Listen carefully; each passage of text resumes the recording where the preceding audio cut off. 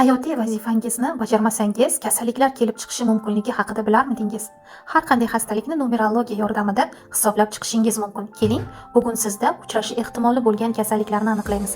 Agar siz oyning 1-sidan 9-sanasigacha tug'ilgan bo'lsangiz, shunchaki o'z tug'ilgan kuningiz raqamiga qarang. Agar siz 10-sanadan 31-sanagacha tug'ilgan bo'lsangiz, tug'ilgan kuningiz raqamini bir xonali soniga kelgunicha qo'shib chiqing. Misol uchun 27-sanada tug'ilgan bo'lsangiz, 2 + 7 teng 9, ya'ni 9 raqamini ko'rasiz. Agar 17-sanada tug'ilgan bo'lsangiz, 1 + 7 teng 8, ya'ni 8 sanasini ko'rasiz. Agar 31-sanada tug'ilgan bo'lsangiz, 3 + 1 teng 4. 4-sana 4-raqamni o'qiysiz. Raqamlar ketma-ketligi ta'rifi ekranda ko'rsatilgan.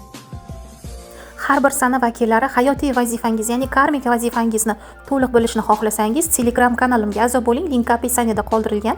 Nima uchun hozir bo'lisha olmayman? Videoga juda ham ko'p ma'lumot bo'lganligi uchun videomiz uzun bo'lib ketishi mumkin, reelsga sig'maydi.